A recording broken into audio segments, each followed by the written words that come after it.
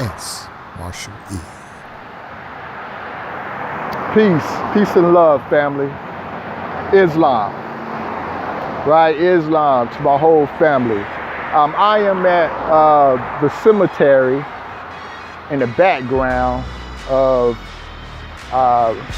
Betton Hills. And so we're gonna take a tour to show you here some of the history right here in Tallahassee that probably many of you, like myself, didn't even know. That we're riding over a lot of history, riding over a lot of history of our own ancestors. So let's check it out. As we come down on the hill here.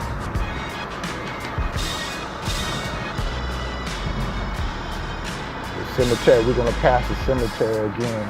It's right here, right there.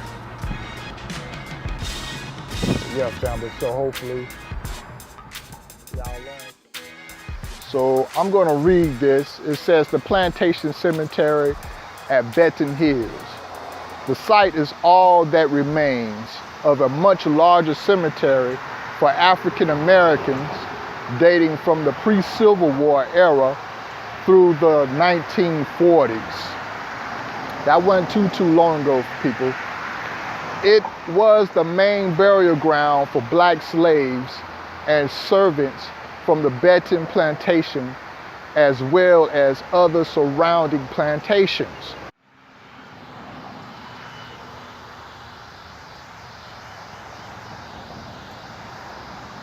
Peace to the ancestors. Peace to the ancestors. I definitely feel a spiritual vibe. It's one of your sons who have found himself.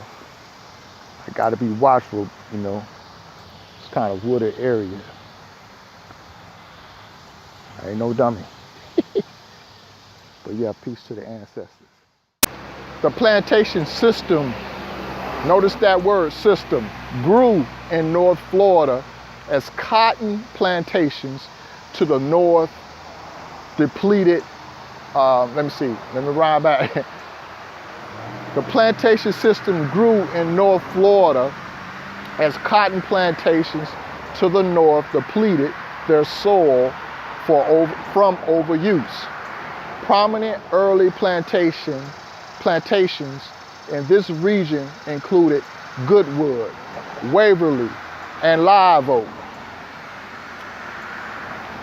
Turbot Benton was a prominent Tallahassee merchant who purchased roughly 1,200 acres from the Lafayette Estate lying between Thomasville and Centerville Roads. See here, family, here's some of the graves. Here's a marking. Notice the cross. Peace to the ancestor.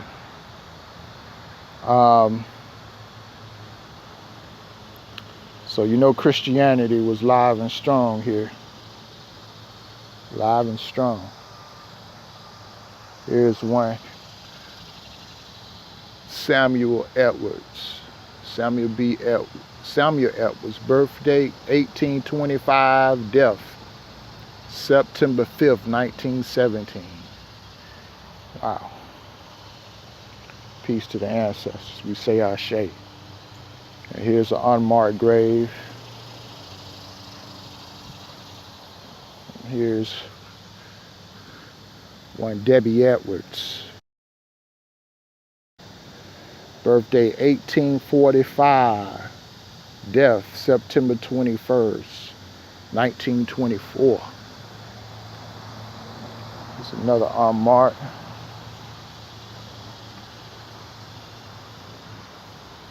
And we got this right here going on.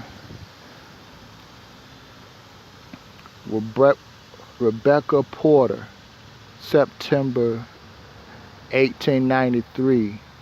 Death date May 25th, 1931. Got some loved ones. You see flowers here, so somebody probably know their history here.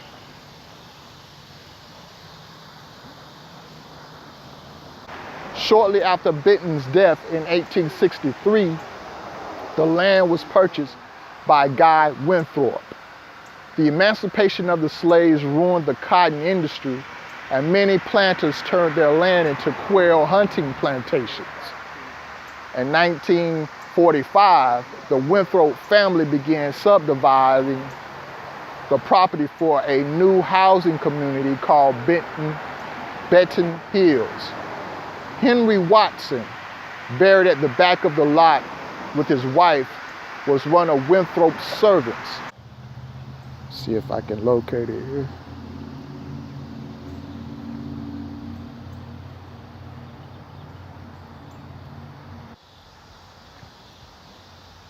It looks like it's around this corner here.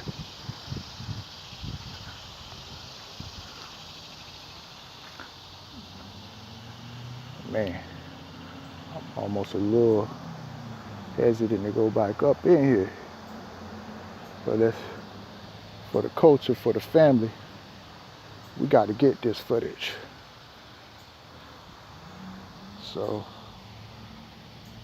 yep, there it is. Susan Watson died March 25th, 1945.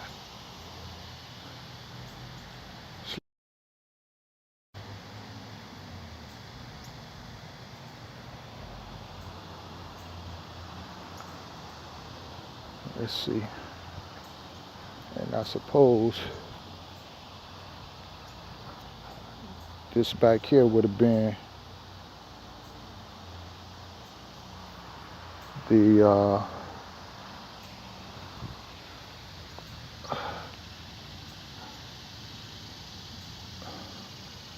can't get the name off of that.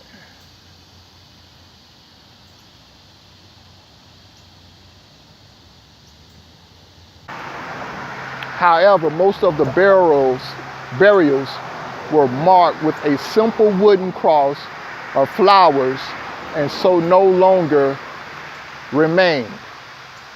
Evidence of a burial site is marked by elongated depressions in the earth covered with altered vegetation. And it looked like this might have been, this is the Florida Heritage Site, 1999. So yeah, family.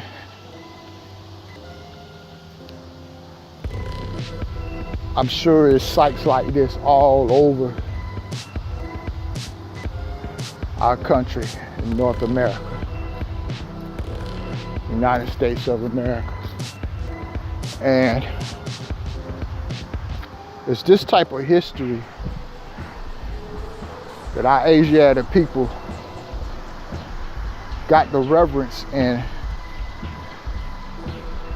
come to the knowledge of self to be able to appreciate the suffrage that our people went through, that we reclaim this land, reclaim our dignity, reclaim those civilizations across the Atlantic,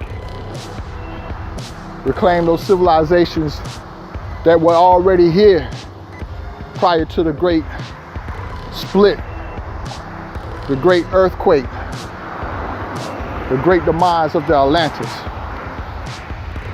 Yeah, we got to reclaim our heritage. We got to reclaim our dignity as a race and people. So once again, we're at the Betton Hills, the Plantation Cemetery at Betton Hills. So it's good to know, family, that we no longer have to delude to those names that put us back in slavery. You know, like we just saw our ancestors. You understand that they, on that historical writing, they called them African Americans, right? And they were slaves. They were slaves. The African American, they're associating African American with slaves. and they're associating their status of not being free. Black, African American, Negro, colored. These are all terms that deludes to slavery. I'm going to show y'all right quick kind of the area of Benton Hills, and kind of give y'all a look at the prosperity of this area. It's kind of what we call Midtown in Tallahassee area. And not too long ago, maybe a year or two ago, we had a hurricane hit, not a direct hit, but this area, Benton Hills in the Midtown area, took a pretty good hit. Some of the homes and trees and all that in this area. So very well, some of that very well could be, in my opinion, the wrath of some of those ancestors coming upon this area. So yeah, we're gonna take a look in a minute. We have to drop those names and take on your free divine national name, your nationality. We are Americans, but what is your nationality? If you need a nationality and you're Asiatic, understand you are more. You are more.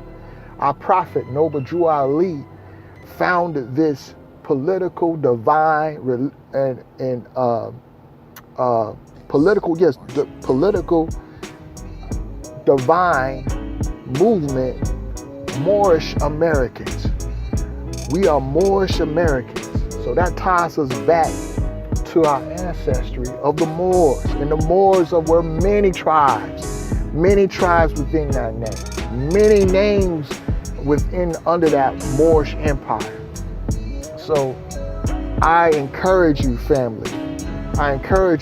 Come on over, follow the Moorish Science Temple of America, find your grand sheet, do your history, do your research on the Moors, drop that black, drop that African American, and begin to call yourself, reclaim yourself, be yourself as Moorish Americans.